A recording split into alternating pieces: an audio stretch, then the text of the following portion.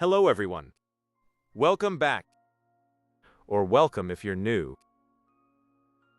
In today's video, we'll jump into the Blox Fruits universe.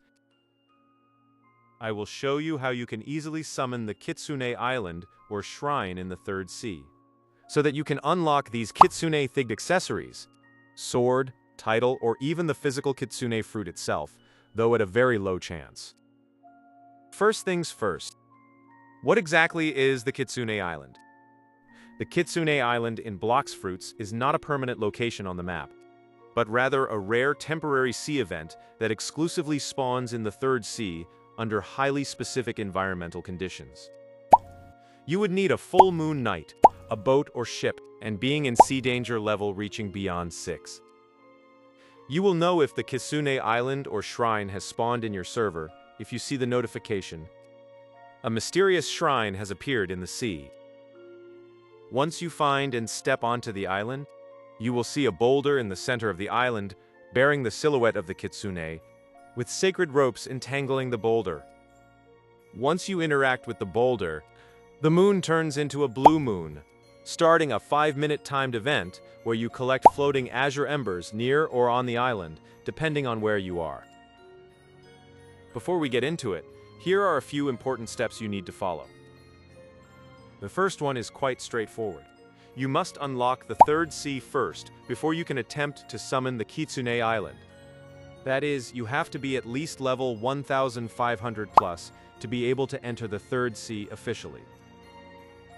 Second, the Kitsune Island cannot be summoned if it's not a full moon night and/or the sea danger level on your compass is anywhere below level 6, also known as level terror.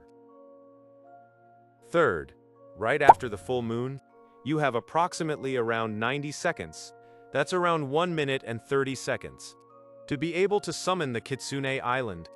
Otherwise, it might not spawn at all. And fourth, I would recommend you to use fruits that grant water walking abilities. So, the first thing I normally would do is to check the current state of the moon cycle in the server. If it is daytime in the server and you want to know what the state of the moon is, there's a trick for that. First, get up to the higher grounds, like on top of a building structure, or just fly towards the sky with a flight skill.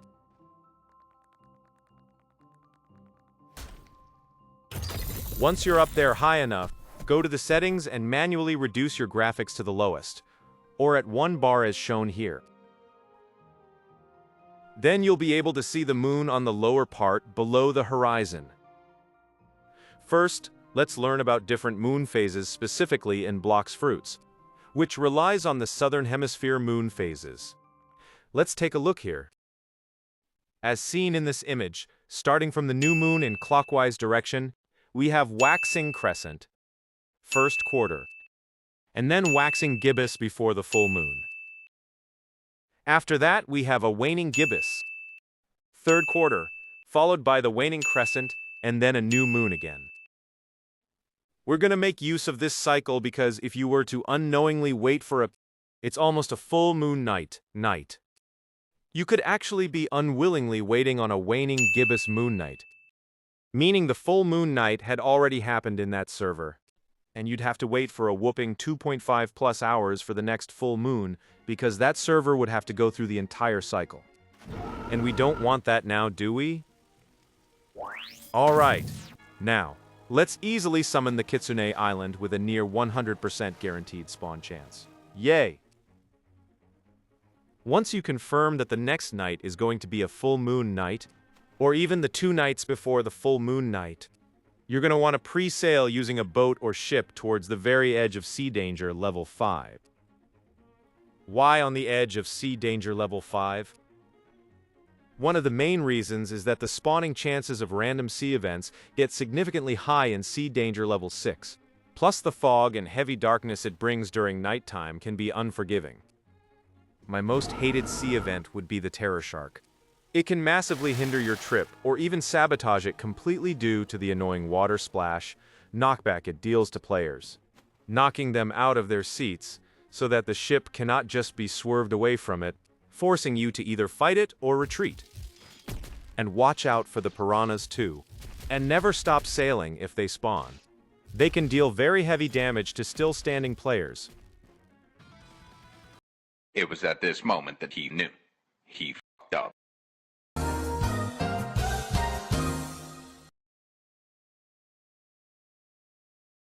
Okay, unfortunate. But anyways, just as I previously mentioned, you would want to park your boat or ship at the edge of sea danger level 5, but not quite reaching level 6 yet, and swiftly go far away from your boat until the sea danger level indicator on your compass is completely gone. And then you can AFK or stall on top of a rock.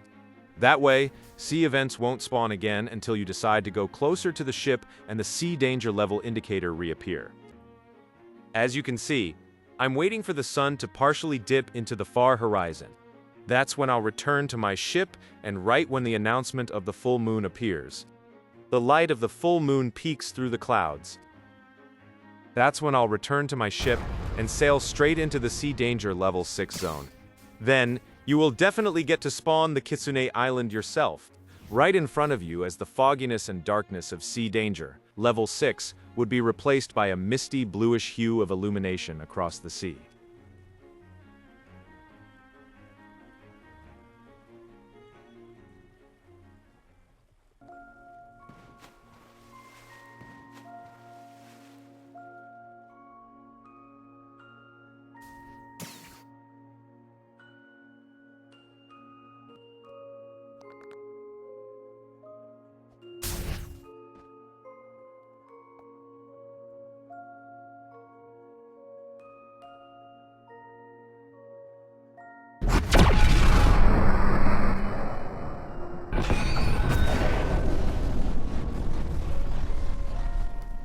A quick reminder, if you're playing with friends, the Azure Embers are actually individually available for each players near or on the Kitsune Island, meaning you won't have to fight over the same floating ember.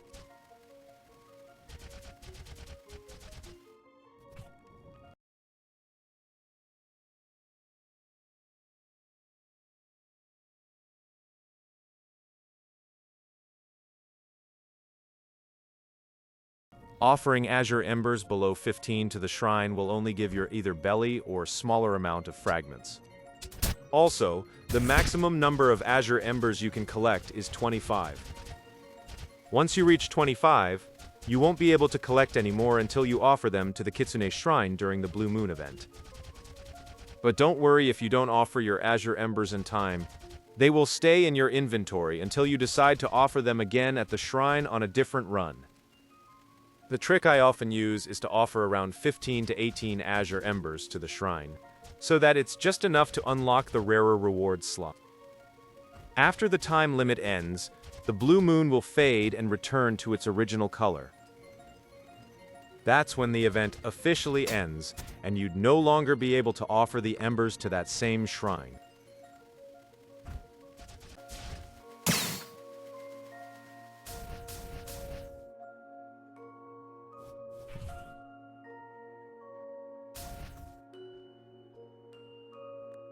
As you can see here, I can no longer interact with the boulder because the blue moon has completely faded away.